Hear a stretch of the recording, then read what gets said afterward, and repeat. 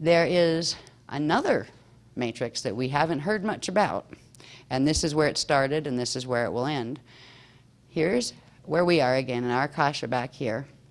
There is our parallel Akasha, which would be this one, I think. It's either this one or this one. It depends on which way things are spinning, and I have to analyze the diagrams again to figure out. But it's either this one or this one, depending on which way the spin is going on this. I will call it, oh yeah, all right, I'll call it that one. All right. Thank you. Thank you.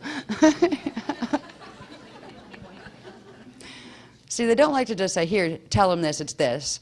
They show me, because then I can show you, and then I know, and it makes sense, rather than just saying, oh, well, they said it's this, or whatever. So we tend to not just do that, but they just did that because we're in a hurry. So here is our parallel Akasha system. Here's our Akasha system. Now, the Akashas themselves are not falling.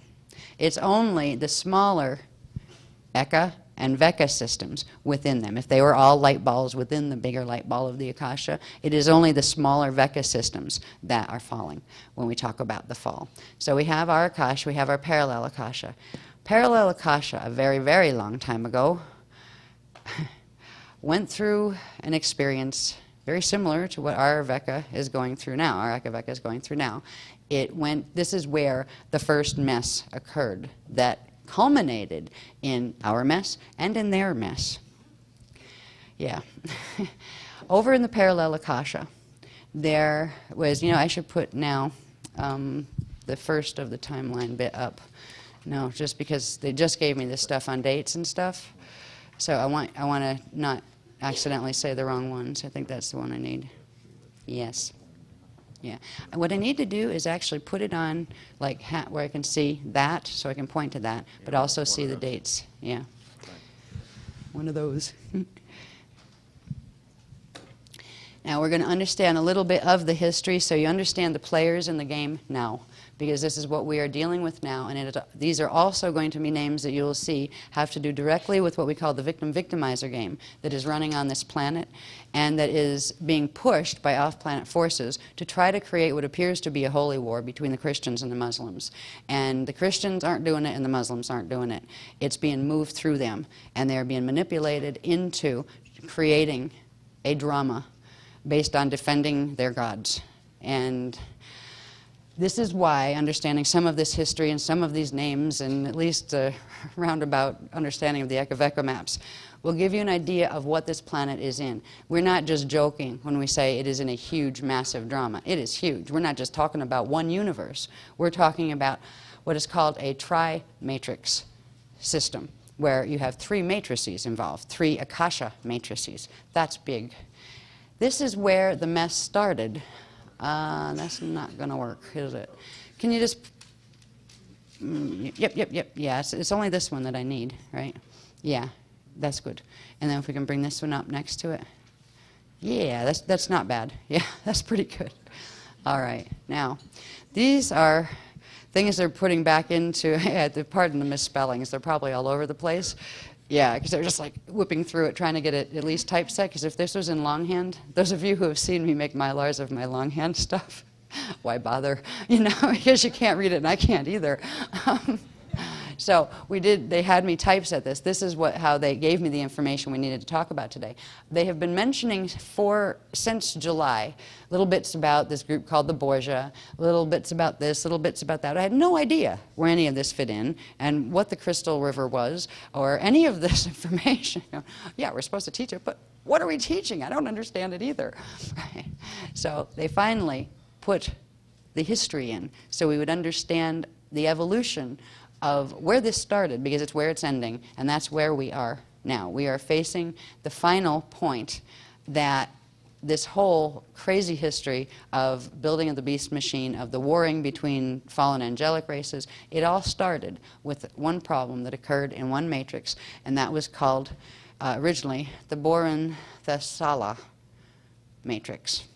And what's interesting, for those of you who might have read Voyagers 1, there's a race called the Barenthesi, I believe they call it.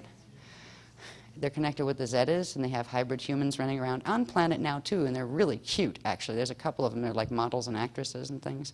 And they have a very particular Borant look to them. These aren't bad guys. These were a bioregenesis race that was taken out of what happened in this matrix. Now, this Boranthosai matrix is the Eka level of our parallel Akasha. All right, so they were an Eka level race, which is a core level race. They're even before in like more, I'm trying to put this in simple terms for newbies. They have more shield coding than just the simple Veka density races. All right, so there was a race called the Boranthosala races of our they're a natural Christic race of our parallel Akasha Eka. Okay, they experienced witnessing a natural fall. Now, I mean natural in that, yes, fall is a consequence of making energy decisions that culminate in your loss of being able to run Christic frequency. And if you just cooperate with what the elders always explain to you in the first place, there are certain ways to behave. It has to do with love and being kind and not hoarding energy and all those things. And there's always little abuses of that as consciousness tests out how far those rules apply. Well, they watched one of those little test out things happen in their own matrix. There was, not in their Eka level, but in their, I believe it was, what density? I'm just learning this stuff too. Fall.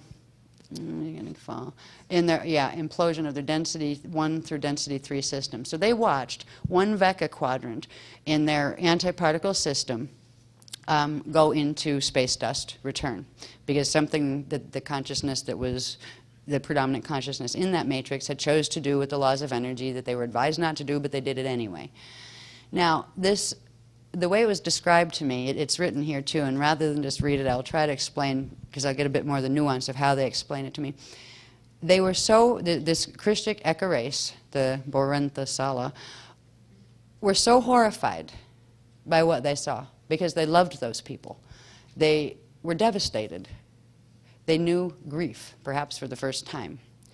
And it created, because when you're fully online with the Christ, grief isn't even something you experience, because you experience, you know that nothing is ever lost and will always return to source. It just depends on which path they'll return. So they knew all this already, but there was a connection with this particular group of Veka races that did go back through implosion. That the Boranthosalas couldn't let it go because they were just grief-stricken. Grief can be a very blinding thing, and it can really it can give you twisted thinking, and they began to get a bit of that, where they decided what they wanted to do was find the core of that problem is. How could something like that happen? And what is the core problem? They analyzed that down to where they realized it was competition. So then they wanted to find out, well, where does that come from? Extremes in polarity. Okay. They wanted to fix it. They wanted to, first of all, analyze extreme polarity once they had identified competition between polarity extremes as the cause of the twisted thinking that leads to the abuse of the natural laws of physics. Then they wanted to fix the Christ, and this is where they got messed up. They were Christic races. They loved the Christ, but they thought it could be even better if fall potential was eradicated, where nothing could ever fall. There was kind of like a nanny state, where there was always somebody to go and take care of you and make sure you couldn't do that.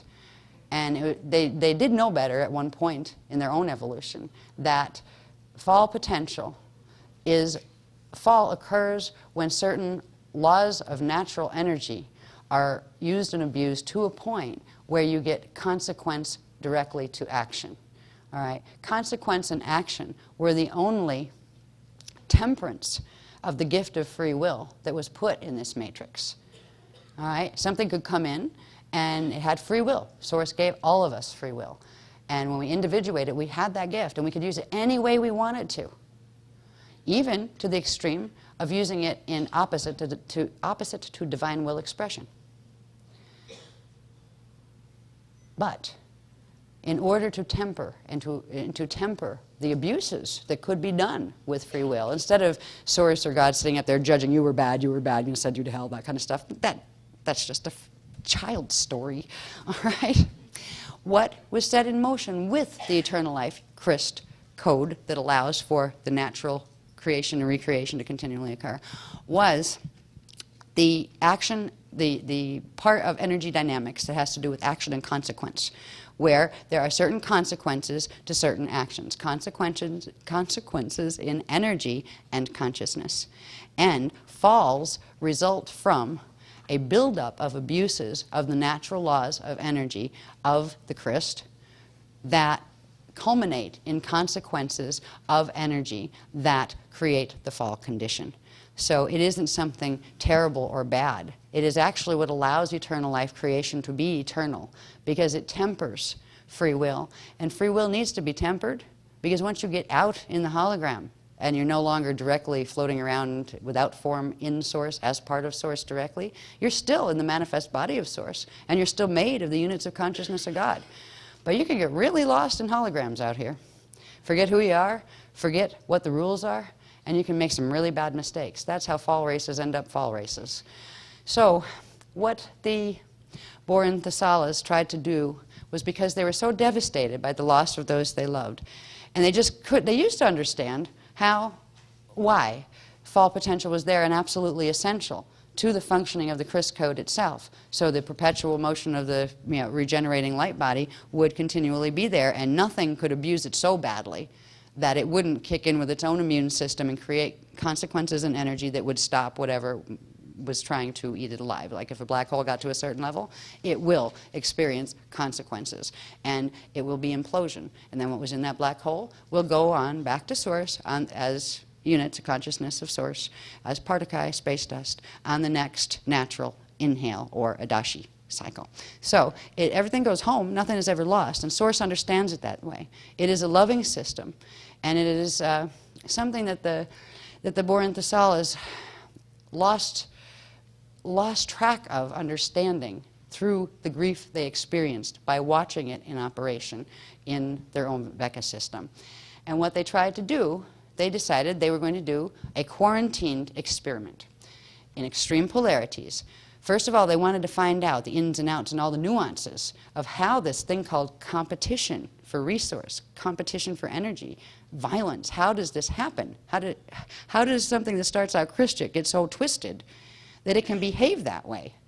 So they began what was called the Great 6666 Quarantined Polarity Experiment in their matrix. What they did, let's see, I'll probably read this here. They said, this is how they described it in official, written terms. This was in terms of Earth time translation. It would be 480 billion years ago. All right. The Boran Thesala races of the Eka in our parallel Akasha witnessed the organic fall and implosion of the density 3 through 1, density 1, Particuli Vecca quadrant within their Eka Vecca system. Blinded by grief, the Boran Thesala initiate the Great 6666 Quarantined Polarity Experiment in attempt to discover the root cause of de-evolution and improve upon the eternal life Christ code first creation program in order to eradicate fall potential. Bad idea to start with, but when you're brokenhearted and have a hard time seeing through your tears, I guess you could go there. And I guess there are people here who probably go there, because it's almost like this is a lesson we need to learn, because we're watching one. And when we get out, if we get out, we'll be watching it from that kind of perspective. It would be a good idea to realize it's not as merciless as it appears to be, no matter how much grief you're blinded by. Because if you get blinded by grief, you can do things that you really meant well in doing, but they can go really, really bad in ways you never expected. And that's what happened here. They created this polarity experiment. The Eka Boran Thesala races first devised the victim-victimizer game program. Kind of like cops and robbers, cowboys and Indians, that kind of stuff. You play the bad guy, I play the good guy, right? They were going to do it in a quarantine system. I believe they went into their density 4. They went from the Eka into density 4 and 3 to do this experiment. It was supposed to be quarantined within Yeah, and this is in the parallel Akasha again. It was supposed to be quarantined only in the upper densities, a small area of the upper densities of their Vecca system, in one Vecca quadrant. So they created the game program, the VV game program. You play the victim, I play the victimizer. Let's see where that goes. But it was meant to be fair, where it would flip. You'd have 6 cycles of victim, victimizer. The next 6 cycle would be victimizer, victim, which means they'd switch places. Whatever group was the victim in the first cycle would be the victimizer in the next. And then it was supposed to flip back again twice, where you'd have, say, group A is the victim and be the victimizer. Then you have group B is the victim, then group A is the victim, then group B is the victim, where they each get 2 cycles, 2 6 cycles, of experiencing what it meant, what it felt like to be on that side of a polarity. They didn't take somebody from someplace else to do this with. They took their own Eka group that wanted to do this experiment and divided them up into 3 camps. One would be the control camp that would retain sanity and retain a natural, what's called Trivecca code. All right, their natural genetic matrix would be built on a Trivecca. Now, for new people, that means just imagine instead of 2 circles together, you have 2 circles together plus a third. It's the natural configuration, the natural trinity configuration of Partakai units. It is the natural Christic creation code program, or core program, is built on Trivecca light units. And all gene codes that are Christic are built on Trivecca light units. What they did, and here's where this part of what later became the Beast Machine evolved from, was they kept their normal control group with its natural Trivecca coding. And then the other 2 groups of themselves, one, and I don't know how they did here, you raise hands, you want to play victim or victimizer first, you know, that kind of thing, but they agreed. They were doing this with themselves. You know, we'll put ourselves right in the line of fire and experience this, and then come back out and we'll know the solution, we'll know how to fix the Christ. Yeah, well, they built, now these decisions are being made in the Eka level, right? They're agreeing to incarnate in a controlled situation out of the Eka into the density levels of density 4 and density 3. And they're going to put that little experiment there, and theoretically they've heard that you could lose track of yourself once you got into density forms. But it was a theory, you know, kind of like read it in a book somewhere, but yeah, maybe, maybe not, we'll find out. That's why the control group was there, all right? The control group was meant to make sure if the polarity extremes, you know, went nuts or something, and they were losing their own, that the one with the Trivecca coding was meant to pull them both back out. And, you know, it had the code that they could hybridize with them, and in one generation, bring them right back around where they wouldn't have the mutation anymore. Because how they studied polarity was creating 2 race lines of their own, modifying them genetically to a bivecca code, which means they took the 3rd element of the trinity out. And they gave one a dominant charge and one a passive charge. So they had extremes in gender polarity. They had extremes in energy running capacity. And they didn't foresee how bad it was going to get. It wasn't all put here, but earlier they'd given me several pages of scribbled stuff about a month ago on explaining this much about what became the Borgia races. In this polarity experiment, the Borean-Thesalas broke themselves into 2 groups. The name of the other polarity group doesn't matter, the one that took the victim stance, but the one that took the aggressor stance were called the Borgia Musala. All right, the Borgia Musala were the ones who started with, they'd be the victimizers here, not here, here, not here. Well, they got to here. And the Borgia Musala strain of the Borean-Thesalas got so lost so fast, these guys didn't know what to do with it, because they couldn't even hear them anymore. They couldn't, you know, when they were trying to like telepath to them, like to guide them, they completely shut off. But what they did have was a density 3 and 4 level of awareness, and they created a time rip technology. Now this is before wormholes. Wormholes are much more stable. They're much more constructed. But there are ways to blast holes with frequency through the light body structure of matrices or through a quarantine fence. And they developed on their own, with the intelligence that they did have, a crude but very effective time rip technology. The Borgia group destroyed the other group, the victim group. There was no time for a flip to occur, almost like a, you blow a whistle, everybody sit in your chairs, okay, now you change roles. There was no time. They hit 3 6s. They did 1 6 cycle with the Borgia dominant, another where the Borgia went passive, and they dealt so poorly with being on the victim side of it that by the time they got back to being the victimizers again, that was it. They weren't going to see the next victim cycle. So here in the 6th of there should have been 4 6 cycles. They ended up with 3 6 cycles, and right there, in the end of the 6th cycle, they broke out of the quarantine. They destroyed the other race completely. They broke out of the quarantine force field of the density 4 and density 3 system and spread like a wildfire virus. They took out the control group. They very rapidly caused the fall of the entire Eka-Veka. Not the Akasha, but the Eka-Veka. And while this was occurring, because it's our parallel Akasha, we're neighbors, right? Our system in our Akasha with our Eka-Veka systems are neighbors. The time rip that they use to rip all the way through their Eka-Veka system to literally take the whole thing into black hole fall created an unnatural rip. It was almost like an accident, but it ripped into our Eka just a little bit, just enough.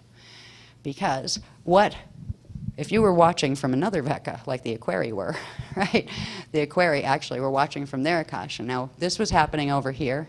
Our living system was here, and it had already been seeded 950 billion years ago. The last life wave of our founders' races came out from our Eka and were put into our Veka systems. So this was going along naturally here. These guys had a total blowout of the Eka-Veka system, and that blowout created a very unstable rip between our Eka core and what became the Borgia black hole. All right, that created a condition for everybody else who's watching, going, uh-oh. They saw how fast the time rip technology had taken out their Eka-Veka system, and fast in terms of cosmic years. All right, I mean, it's a blink of an eye as far as what some eternal races experience as time passage. All right, the quarantine broke 480 billion years ago, right? By 450 billion years ago, the whole matrix had fallen, and and the time rip had come in to our Eka system. So that's quite a lot of billions of years, but it's short for something like this to occur. I mean, if something for say a raider race to take a time rip technology and develop it enough where you could take out this much of the natural light body structure, it usually doesn't happen. It was a learning experience for everyone involved.